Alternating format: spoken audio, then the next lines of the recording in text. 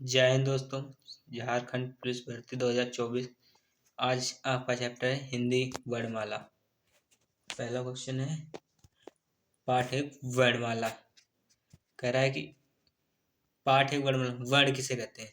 भाषा की वह सबसे छोटी इकाई भाषा की वह सबसे छोटी इकाई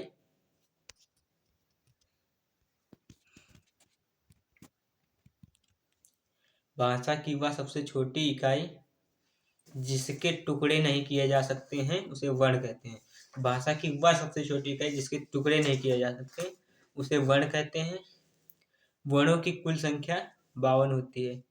वर्णों की कुल संख्या 52 होती है। कुल संख्या 52 होती है। अब वर्ण कितने प्रकार के होते हैं तो वर्ण होते हैं वर्ण कितने प्रकार के होते हैं तो वर्ण दो प्रकार के होते हैं, स्वर और व्यंजन। अब स्वर कहते कि नहीं तो जिन वर्णों का उच्चारण स्वतंत्र रूप से होता है उन्हें स्वर कहते हैं। जिन वर्णों का उच्चारण स्वतंत्र रूप से होता है उन्हें स्वर कहते हैं। स्वरों की संख्या 11 होती है।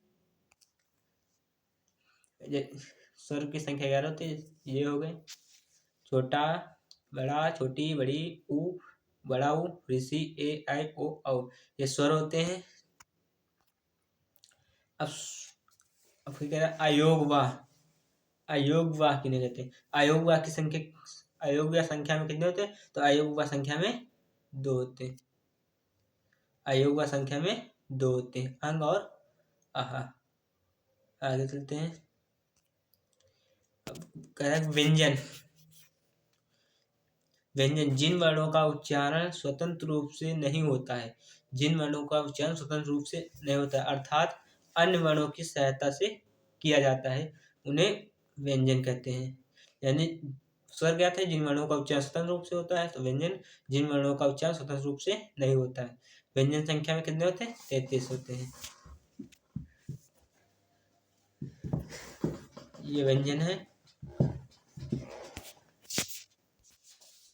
संख्या कितने 33 होते हैं। आगे चलते हैं। उत्क्षिप्त। आगे कह रहा है कि उत्क्षिप्त व्यंजन ऐसे व्यंजन जो छिपे हुए हों तो उत्क्षिप्त व्यंजन 2 होते हैं जो आड़ा के बाद होते हैं। अब संयुक्त व्यंजन ऐसे व्यंजन जो 2 व्यंजनों से मिलकर बने हों उन्हें संयुक्त व्यंजन कहते हैं। कह रहा है कि ऐसे व्यंजन जो 2 वर्णों से मिलकर बने हों उन्हें संयुक्त व्यंजन कहते हैं। संयुक्त नाम से होता है संयुक्त मतलब 2 वर्णों का मेल, जैसे क्षत्रिय, त्रा, त्रिशूल, ज्ञानी, श्री। आगे कह रहा है स्पर्श व्यंजन।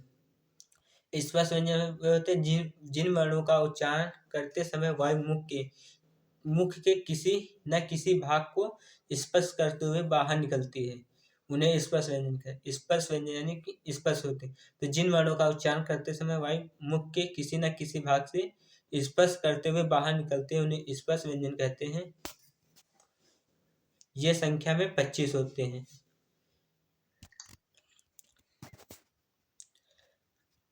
आगे कह रहा ये स्पर्श व्यंजन होते हैं वर्ण स्पर्श व्यंजन में 5 वर्ग होते हैं। का वर्ग, चा वर्ग, टा वर्ग, ता वर्ग और पा वर्ग।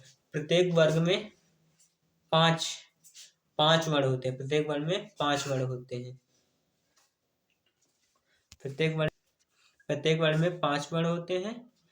इनका उच्चारण स्थान का वर्ग का उच्चारण स्थान है कंठ, चा वर्ग का स्थान है तालु, टा वर्ग का उच्चारण स्थान है मूर्ध और ता वर्ग का उच्चारण है दंत और पा वर्ग का उच्चारण स्थान है ओष्ठ।